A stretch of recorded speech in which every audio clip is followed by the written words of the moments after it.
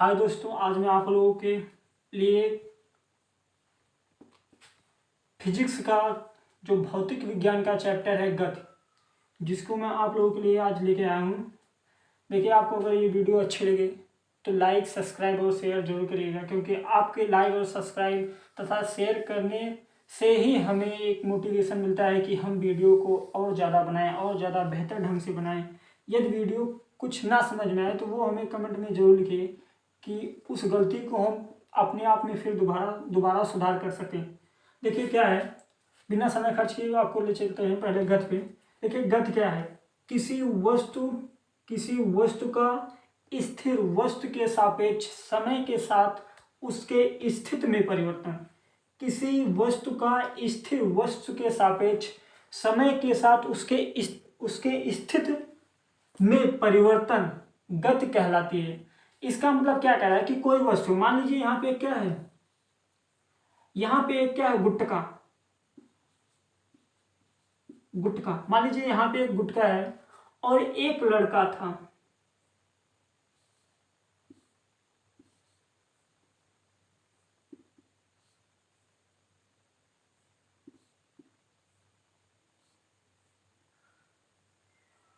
एक मिनट रुक जाइए, देखिए लड़का भी नहीं बन रहा है।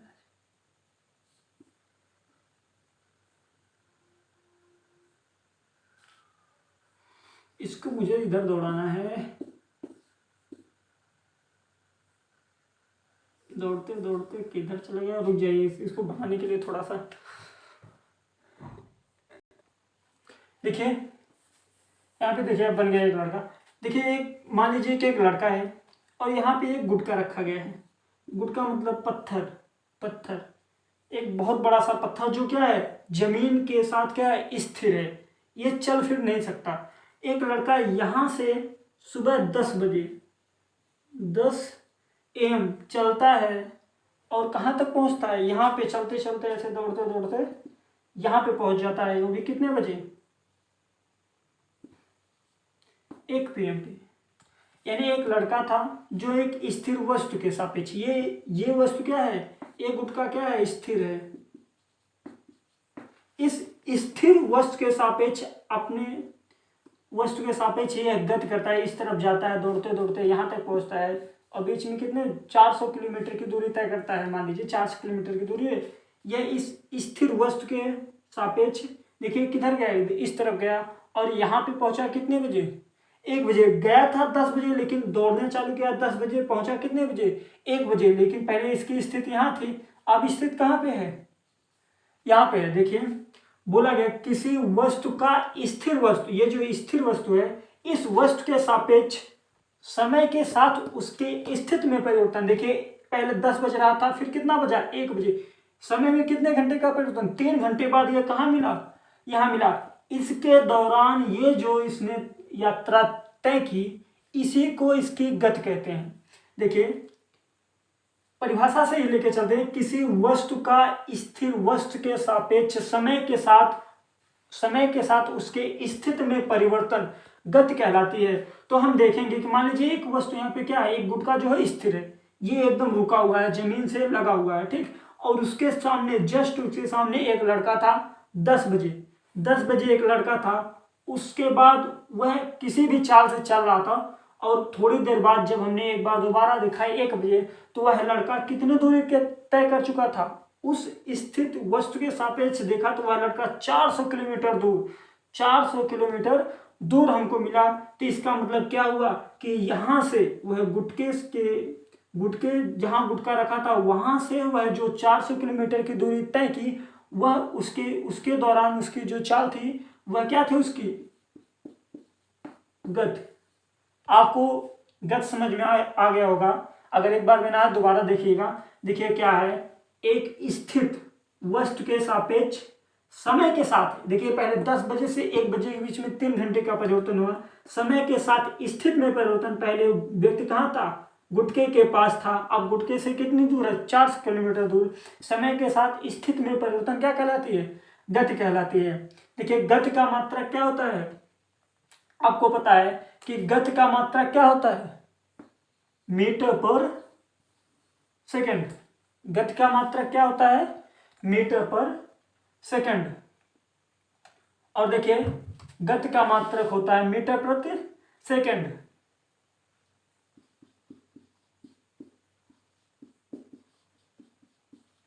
गति का मात्रक, और इस गति के मात्रक को हम क्या लिख सकते हैं, इसका अगर एसआई पद्धत हमको निकालना है तो एसआई पद्धत कैसे निकालेंगे। देखिए इसका एसआई पद्धत निकालने के लिए क्या करेंगे, एसआई पद्धत नहीं, इसका हमें वो निकालना है बीमी सूत्र। यदि हमें बीमी सूत्र निकालना है,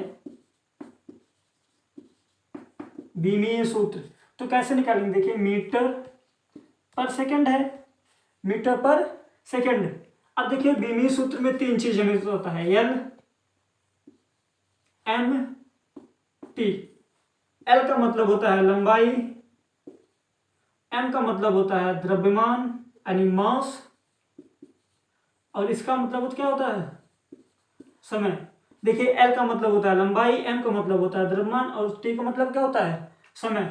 और यहाँ पे आप ये देखिए कि जब कभी भी हमें यल ना दिया हो तो यल की घात 0 लिख देंगे। इसका मतलब क्या, किसी भी चीज की घात, जैसे मान लीजिए 2 है, 2 की पावर 1 0 लिखते हैं, इसका मतलब 2, इसका मतलब क्या हो जाएगा 1। तो अगर हमें यल ना दिया गया हो यानी लंबाई ना दी गई हो तो हम क्या करेंगे, एल की पावर 0 लगा देंगे।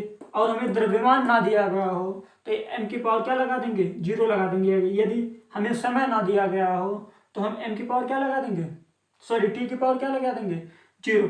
यहाँ पे देखिए क्या है, हमें इसका क्या है मीटर पर सेकंड।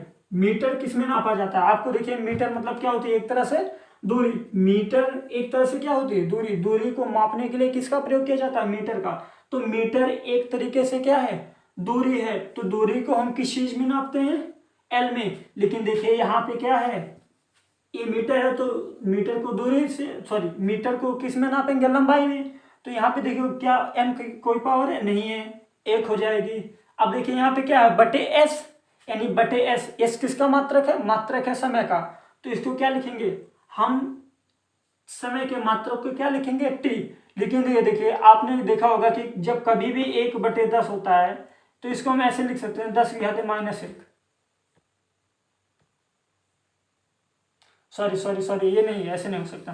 देखिए अब जब कभी भी हमारे पास ऐसे कुछ होता है P/R, तो हम इसको लिख सकते हैं P इंटू R⁻⁻1 या फिर P की पावर 1 और R की पावर -1। ये जो नीचे होता है अगर ये ऊपर जाता है तो इसमें घातें कितनी लग जाती है, माइनस घात लग जाती है। तो देखिए यहाँ पे T नीचे था, ऊपर जाएगा तो क्या हो जाएगा, -1, क्योंकि एक ही है इसलिए 1। और यहाँ पे देखिए हमारे पास L है, T है, लेकिन कौन सा नहीं है, M का मान नहीं है। तो इसका मतलब क्या हो जाएगा, L की पावर 1, T की पावर -1 और M की पावर क्या, 0। यानी इसका बीमी सूत्र क्या हो जाएगा, गति का बीमी सूत्र L की पावर 1, T की पावर -1, M की पावर 0। और अगला देखिए, अगला देखते हैं क्या है। गति को हमने देख लिया, इसके बाद देखिए गति के प्रकार। गति के प्रकार देखिए जो हमारे क्वेश्चन हमारे सिलेबस में पूछे जाएंगे वही हम केवल बताएंगे आपको। देखिए गति के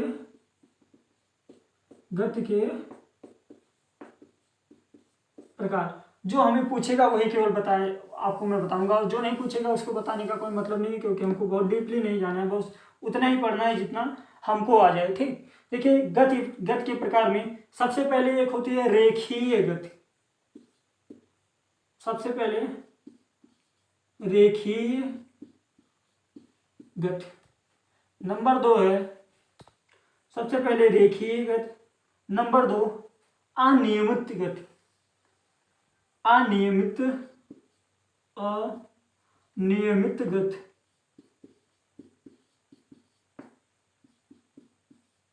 अनियमित गति।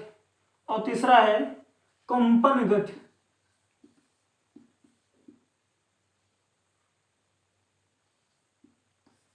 कंपन गति। कंपन गति। चौथा है आपका वृत्तीय गति,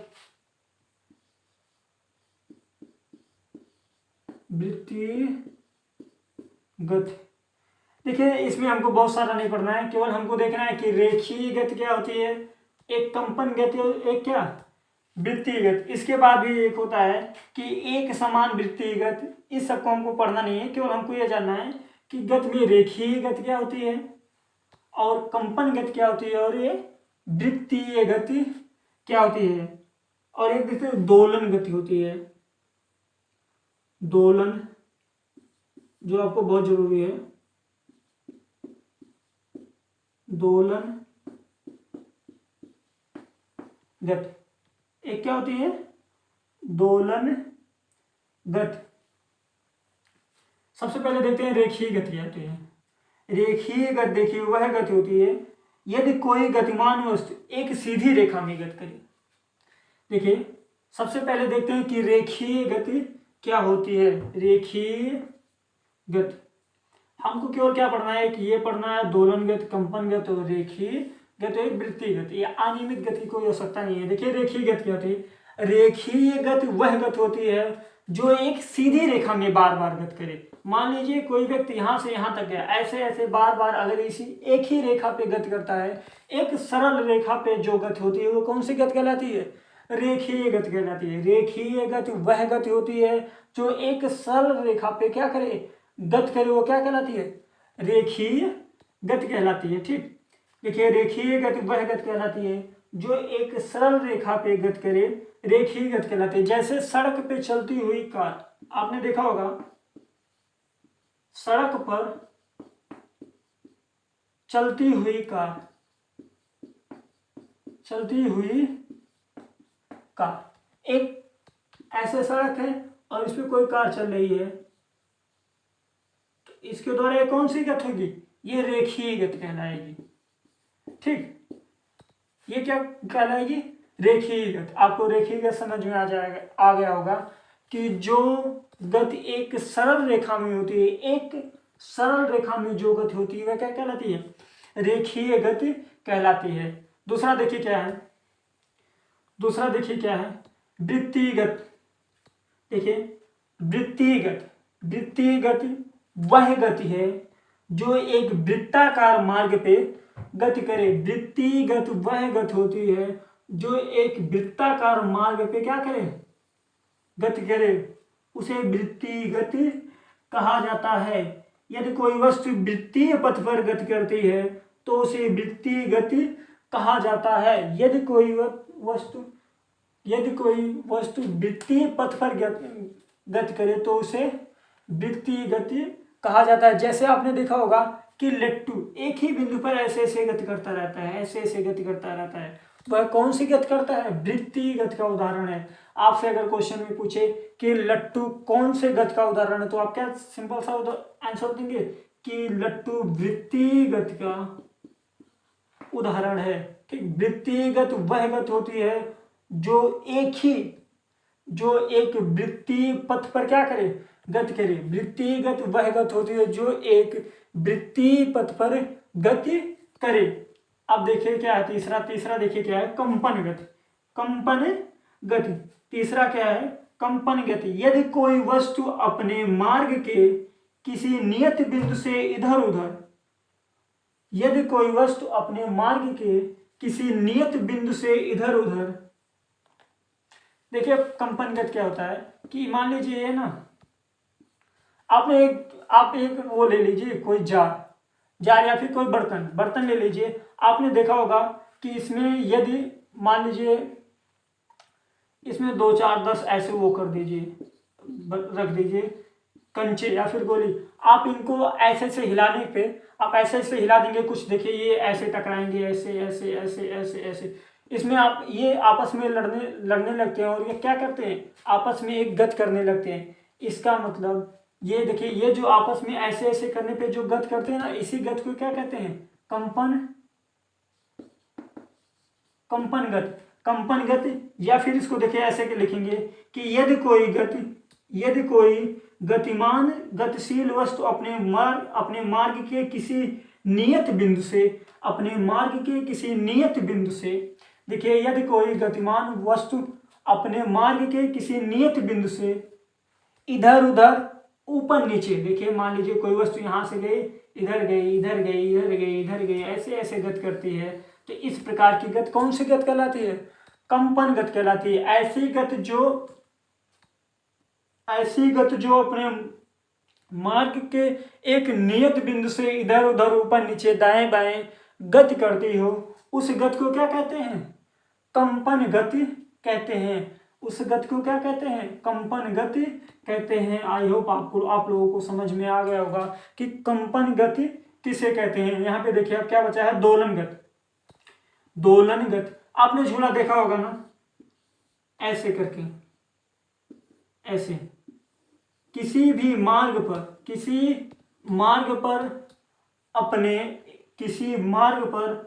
अपने आवृत्त को बार बार डोलाना, या फिर झूला आपने देखा होगा, झूला एक प्रकार की दोलन गति ही कहलाती है। झूला झूलना एक प्रकार की क्या है? दोलन गति है। देखिए एक ही बिंदु से इनको बांध दिया जाता है और ये अपने उसी बिंदु से जितनी दूरी एक दिशा में जाएंगे उसी दिशा में फिर दोबारा आएंगे, जितनी दूरी एक दिशा में जाएंगे उसी दिशा में फिर दोबारा आएंगे। इसी प्रकार की गति को क्या कहते हैं?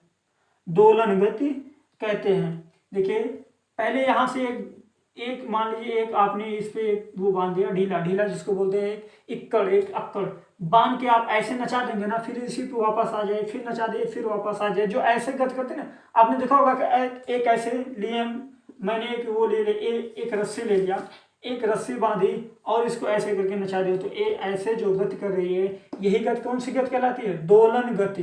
यही गति कौन सी कहलाती है? दोलन गति कहलाती है। देखिए आपको हमने क्या क्या बताया। पहली बात तो गति बताया। गति किसे कहते हैं? गति देखिए गति किसे कहते हैं? किसी स्थिर वस्तु के सापेक्ष, गति की परिभाषा फिर से मैं बता दूं आपको, किसी स्थिर वस्तु के सापेक्ष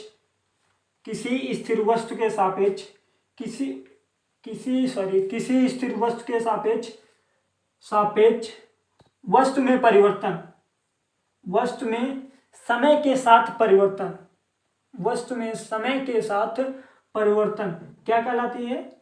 गति कहलाती है। किसी स्थिर वस्तु के सापेक्ष वस्तु में समय के साथ परिवर्तन क्या कहलाती है? गति। और आपको देखिए इसके बाद मैं बता दूं दूरी, इसके बाद आप हेडिंग डालिएगा दूरी, बस यही लास्ट रहेगा आपको। दूरी किसे कहते हैं? दूरी किसे कहते हैं? देखिए इसको कैसे, देखिए इसकी परिभाषा क्या है? किसी गतिमान वस्तु द्वारा एक स्थान से दूसरे स्थान तक जाने में उसके मार्ग की लंबाई को वस्तु द्वारा तय की गई दूरी कहते हैं। देखिए किसी गतिमान वस्तु द्वारा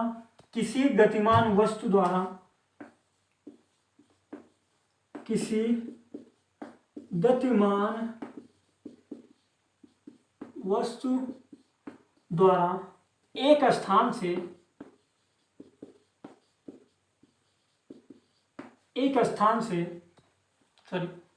किसी गतिमान वस्तु द्वारा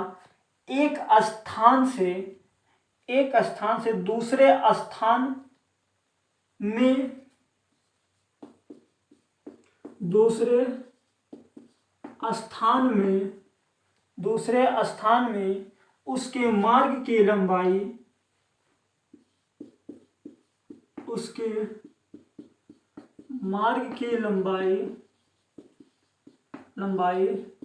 दूरी कहलाती है। देखिए उसके मार्ग की लंबाई, किसी गतिमान वस्तु द्वारा एक स्थान से दूसरे स्थान में उसके मार्ग की लंबाई क्या कहलाती है? दूरी। मान लीजिए कि एक व्यक्ति था, यहां से इसने चलना शुरू किया, इधर की तरफ दौड़ना शुरू किया और यहां जाके क्या हो गया? खड़ा हो गया।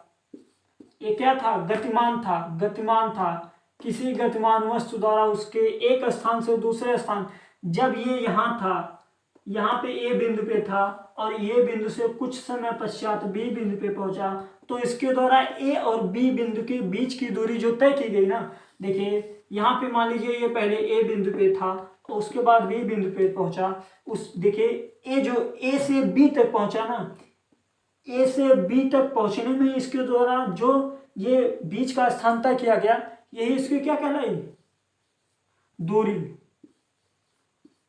दूरी यानी हम सिंपल सा कह सकते हैं कि एक व्यक्ति किन्हीं दो स्थानों के बीच जो, सॉरी ऐसे नहीं बोल सकते, देखिए इसको क्या बोलेंगे, देखिए आप समझ लीजिए कि यदि कोई व्यक्ति ए पे था, कुछ समय पश्चात वो कहाँ पहुंच गया, बी पे, तो इसके द्वारा ए से बी तक की दूरी तय की गई, तो ये क्या कहलाई, ए इसके द्वारा ए से बी तक की मार्ग की दूरी तय की गई, तो इसको क्या कहलाएंगे, यही इसकी क्या कहलाई, दूरी या फिर संपूर्ण लंबाई। मार्ग की, देखिए किसी व्यक्ति द्वारा तय की गई मार्ग की संपूर्ण लंबाई को उस वस्तु की, उस व्यक्ति की क्या दूरी कहते हैं। सॉरी, किसी व्यक्ति द्वारा तय की गई मार्ग की संपूर्ण लंबाई को क्या कहते हैं, दूरी।